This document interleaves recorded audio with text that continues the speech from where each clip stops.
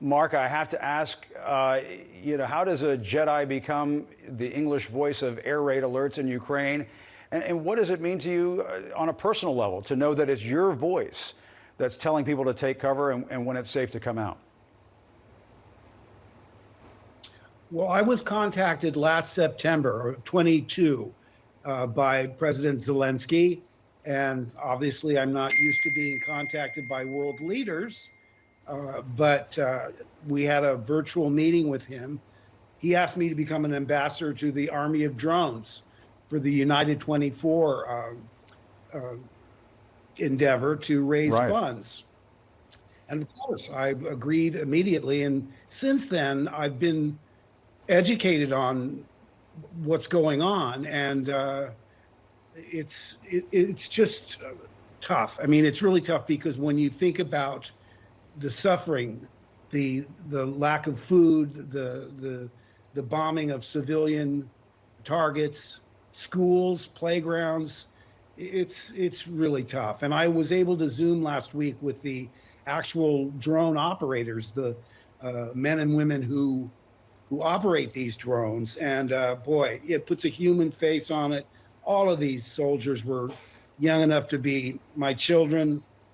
So the stark, I mean, like I say, I wouldn't have followed this story anyway, but to be involved personally is, it's humbling. And I feel a real sense of responsibility to do whatever they ask me to do. And I appreciate CNN for letting me come on and talk about it. Well, we appreciate you so much, Mark, and it's always great to see you. And for the folks at home who don't know this or aren't up to speed on it, you're an ambassador for this Ukraine 24 Dronation campaign. It's a fundraiser to buy Ukraine 10 reconnaissance drones. They're pretty pricey, about $150,000 each. How is this effort going, as far as you know, on your end? Pretty well. I mean, we've raised 600,000 US on a goal of 1.5. So we're almost halfway there. I know they've purchased.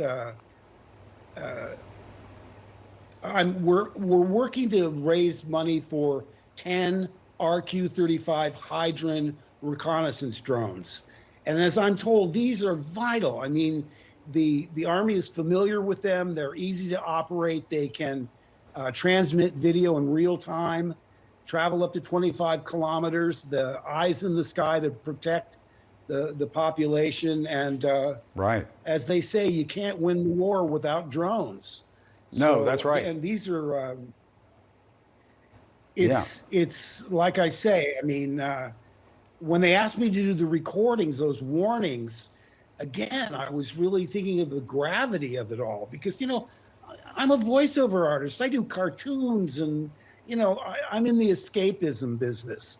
So to be in this harsh reality is not something I take lightly. And we did 5 different recordings for missile attack, shelling, street fighting, radiation, and chemical threats. So, you know, and it's hard. I don't really like to overuse the Star Wars connection, but people really respond to it.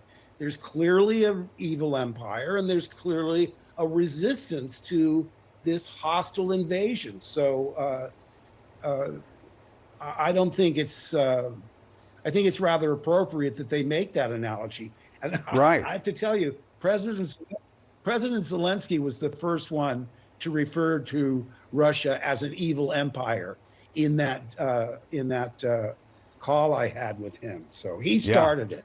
He started it. That's right. But, you know, I mean, but it goes to the enduring legacy of Star Wars, Mark. And I know it's not something you want to talk about in every conversation, but it must be so satisfying to know that halfway around the world, folks who don't speak English as their first language, but probably have a good understanding of English and a good understanding of Star Wars, when they hear Mark Hamill's voice, they know, take cover. It's just extraordinary. Extraordinary is the word. And I've never taken it for granted because wherever I go, since when they first came out, people relate to it to the point where they relate stories about how it's been woven into the fabric of their everyday life. I got through my mother's illness, or I met my future wife. at a screening, and whenever I go out in public, that's what I hear. And of course, Yeah. I never really expected to be remembered for anything. I was just trying to make a living, but to have been able to uh, be involved with something that has resonated so deeply with people all around the world is I'm truly grateful for that. Yeah. Well, and it means so much, I'm sure, to the Ukrainian people that you're doing this, and it means a lot to Americans. You see the blue and yellow flags on people's homes and on their cars all around this. People have just become so invested in what's taking place in Ukraine, and your Star Wars connection to be able to make a difference is so important. And on the Star Wars thing, I know I feel bad doing this to you, but as a fan, I feel like I have to. I have a duty to the viewers out there to ask you at least one Star Wars question, and that is, we saw Luke Skywalker's character appear in The Mandalorian. I hate to give the spoiler. If you haven't caught up with The Mandalorian by now, you're at the very end of that second season. Are there any plans, any possible plans of seeing Luke Skywalker emerge as its own TV show? Forgive me for putting you on the spot about that, but I just think it would be an amazing idea. And what do you think about these Star Wars TV shows?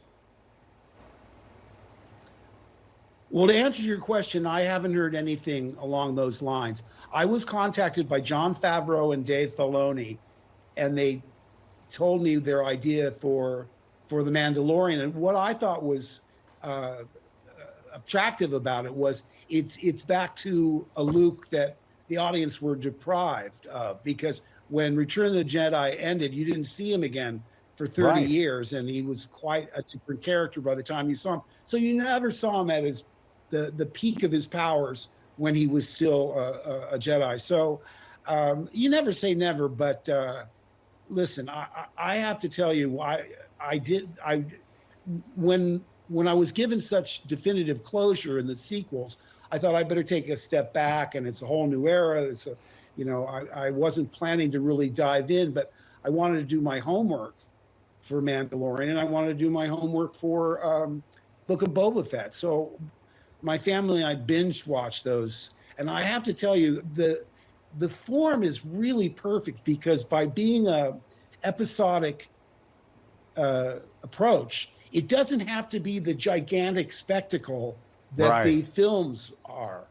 So you can tell much more personal stories on a much more modest scale.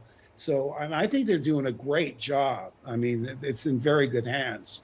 Yeah. Well, and I saw Andor, and I just was blown away about how inspiring it was. And it was just sort of unexpected, this emotional connection I felt with the characters in that series. But Mark, it's so great to see you, and for your efforts in Ukraine. I'll go to another Star Wars impersonation.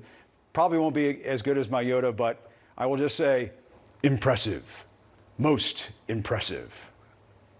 I hope that rings a bell. I'm sorry. Listen. No. That's my very bad Darth Vader.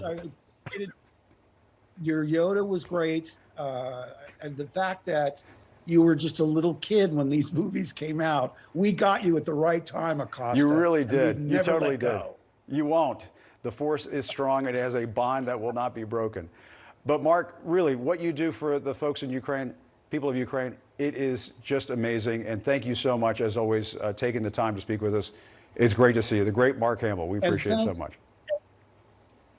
Thank you so much. And thanks to everyone who's donated or considered donating. Go to United 24.